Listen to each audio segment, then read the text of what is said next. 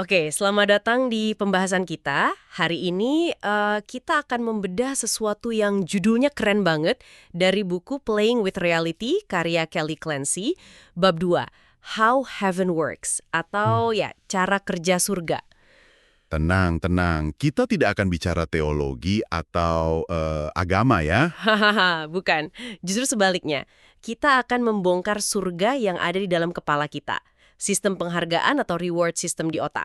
Betul. Jadi kita mau cari tahu gimana sih otak kita itu belajar, terus apa sebetulnya peran dopamin. Dan yang paling penting, kenapa games dari katakanlah catur sampai video game bisa punya cengkraman yang kuat banget pada kita. Dan lucunya, perjalanan kita ini dimulainya dari tempat yang aneh banget. Sebuah misteri medis dari awal abad ke-20. Benar. Sebuah penyakit misterius namanya encephalitis lethargica atau penyakit tidur. Coba bayangkan, penderitanya itu bisa lagi jalan, lagi ngobrol, tiba-tiba langsung jatuh tertidur. Lelap. Dan yang paling seram, beberapa dari mereka itu nggak pernah benar-benar bangun lagi.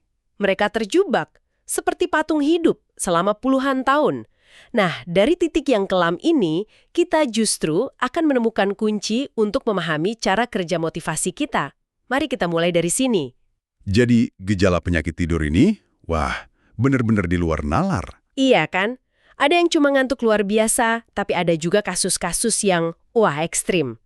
Sumber yang Anda bagikan ini cerita soal seorang gadis 8 tahun. Oh, yang itu? Iya, gara-gara penyakit ini dia sampai mencabut semua giginya dan kedua matanya sendiri. Gila kan? Gila banget. Ada juga cerita remaja laki-laki yang jadi terobsesi sama bau busuk. Kamarnya sampai penuh sampah. Jadi intinya, ini kondisi di mana kemampuan seseorang untuk bertindak, untuk punya kendali, itu seolah-olah dicabut. Hilang begitu saja. Tepat. Dan selama puluhan tahun, nggak ada yang tahu apa penyebabnya. Sampai akhirnya di tahun 1960-an, para ilmuwan nemuin petunjuk. Mereka sadar kalau para penyintas penyakit tidur ini, yang hidupnya kayak patung, gejalanya mirip banget sama pasien Parkinson. Dan setelah diselidiki lebih dalam, ternyata otak mereka punya kadar dopamin yang sangat-sangat rendah. Disinilah momen keajaibannya terjadi.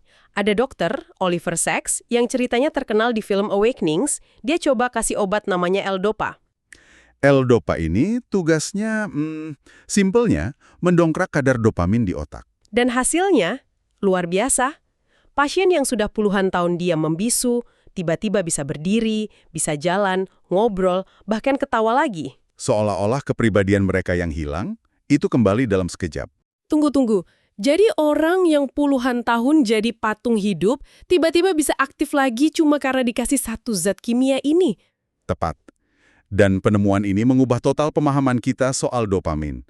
Sebelumnya, orang pikir dopamin itu cuma buat, ngatur gerakan motorik. Oh, saya kira juga begitu. Tapi kebangkitan para pasien ini nunjukin sesuatu yang jauh lebih fundamental. Dopamin itu kunci dari agensi kita.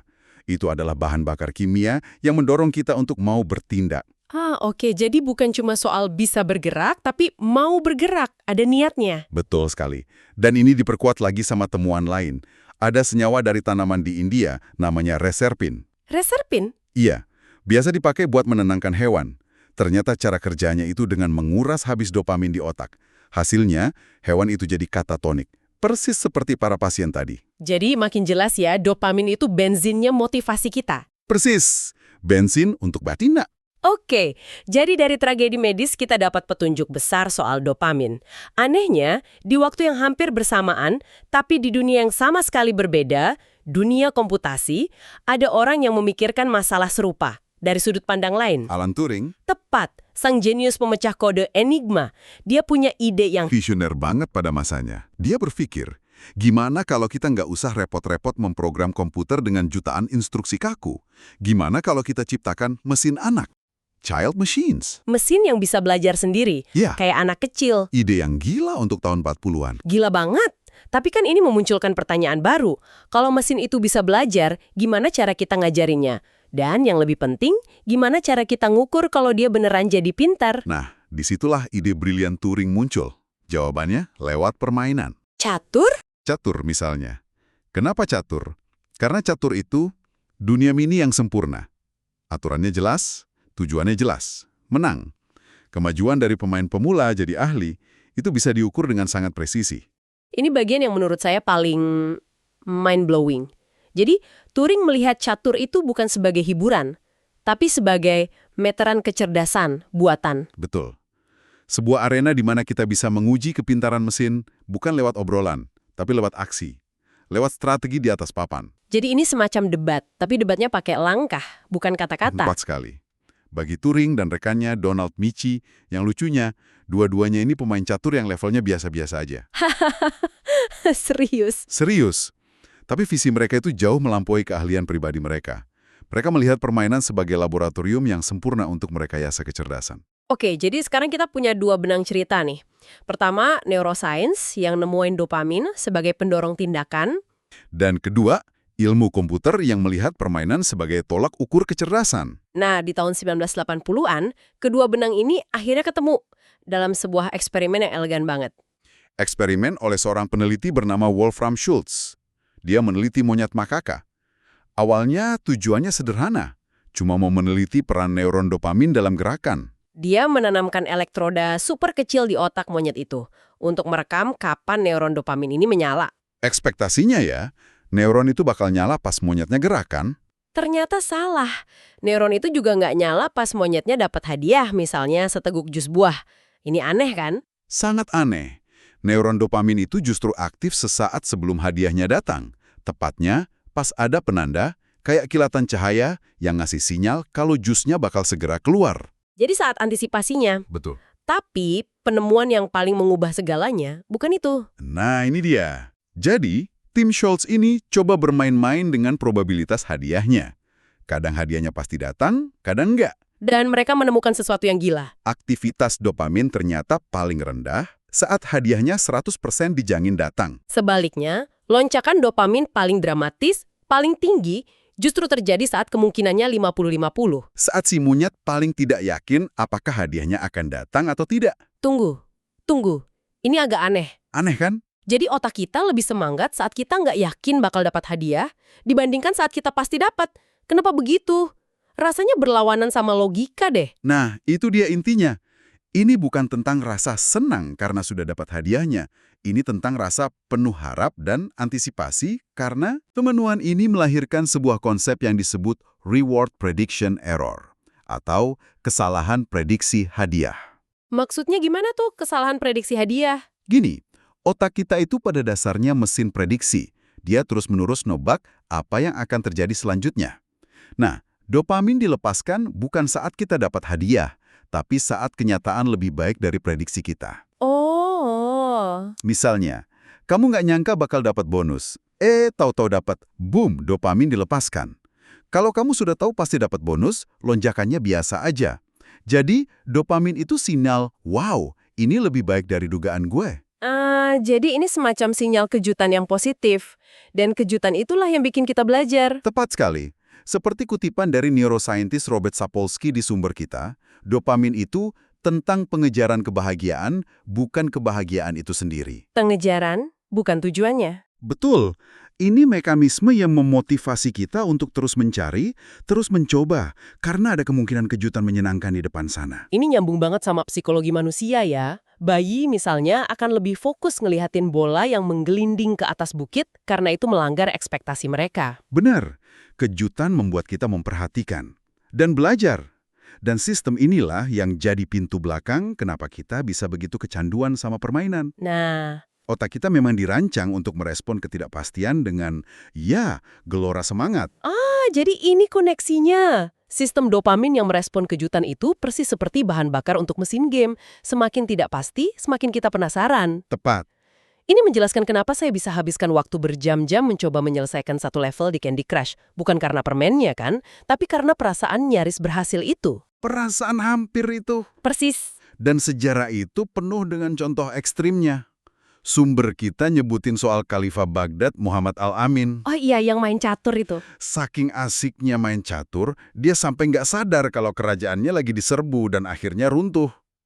Di zaman modern lebih parah lagi. Ada orang yang benar-benar meninggal karena kelelahan setelah main video game berhari-hari tanpa henti. Ini kan gila. Kenapa otak kita bisa begitu terpikat sama sesuatu yang cuma ilusi? Pertanyaan bagus. Ini ada hubungannya dengan dilema biologis purba yang namanya explore-exploit. Menjelajah Oke. atau mengeksploitasi. Oke. Bayangkan nenek moyang kita yang lagi berburu makanan. Lingkungannya kan nggak pasti. Kadang dapat buruan, seringnya enggak. Jadi makhluk yang gampang nyerah setelah beberapa kali gagal ya, pasti bakal punah. Tepat. Evolusi lebih memilih otak yang ketika dihadapkan pada ketidakpastian justru makin termotivasi. Lonjakan dopamin saat menghadapi kemungkinan 50-50 itu adalah bahan bakar evolusioner yang bilang jangan menyerah, terus coba. Mungkin percobaan berikutnya berhasil. Pantesan orang yang kalah judi malah makin nekat. Otaknya salah baca sinyal dong. Betul. Dia pikir serangkaian kekalahan itu pertanda hadiah besar sudah dekat. Padahal faktanya dia lagi rugi bandar. Otak kita yang berevolusi untuk mencari buah beri di hutan tidak dirancang untuk menghadapi mesin slot. Yang probabilitasnya diatur secara matematis. Benar. Permainan dan perjudian itu pada dasarnya adalah teknologi yang meretas sistem motivasi kuno ini. Oke. Dari semua ini, ada satu kesimpulan yang menurut saya paling dalam dan filosofis, yaitu kemampuan luar biasa pikiran manusia untuk masuk dan keluar dari apa yang di buku ini disebut sistem nilai yang dihalusinasikan secara kolektif.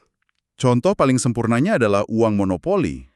Iya, kita semua tahu kan, uang monopoli itu cuma kertas nggak berharga, Cuma kertas. tapi pas lagi suruh-suruhnya main, kita bisa sampai berantem sama adik atau teman sendiri demi selembar kertas bergambar itu.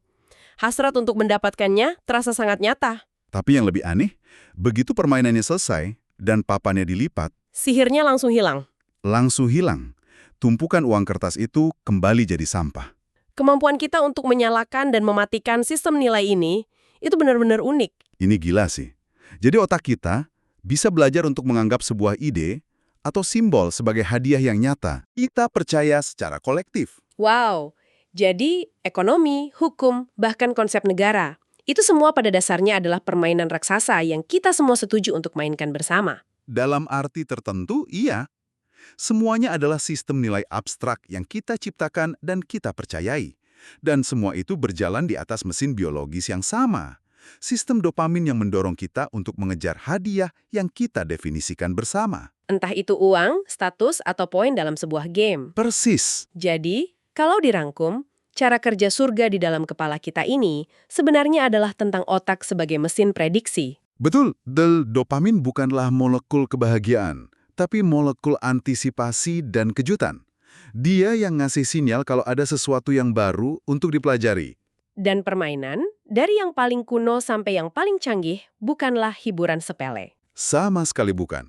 Mereka adalah teknologi yang secara presisi menargetkan dan memanfaatkan sistem biologis paling dasar yang mendorong kita untuk belajar, bertindak, dan bahkan membangun peradaban. Pemahaman ini, seperti yang diungkap sumber kita, menunjukkan dua sisi dari koin yang sama tentang sifat manusia. Di satu sisi, ada kejeniusan kita. Kemampuan luar biasa untuk belajar, beradaptasi, dan menciptakan dunia-dunia imajiner yang kompleks. Tapi di sisi lain, ada kerentanan kita. Benar. Sistem yang sama yang membuat kita jadi pembelajar yang hebat juga membuat kita sangat rentan terhadap kecanduan.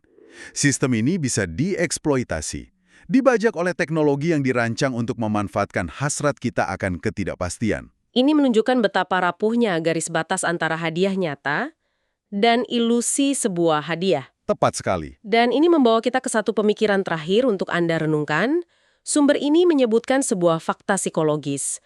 Kita cenderung lebih mudah mengingat dan lebih sering membicarakan informasi yang mengejutkan. Yang berlawanan dengan intuisi. Mereka menyebutnya rayuan statistik yang aneh. Iya.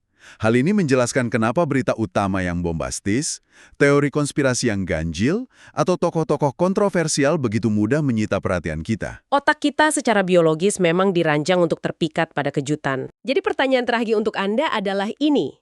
Mengingat otak Anda punya kelemahan biologis untuk tertarik pada hal-hal yang mengejutkan, bagaimana cara Anda di dunia yang penuh informasi ini membedakan antara sebuah wawasan yang benar-benar baru dan berharga dengan sesuatu yang sebenarnya hanya jebakan perhatian yang dirancang untuk membajak sistem dopamin Anda?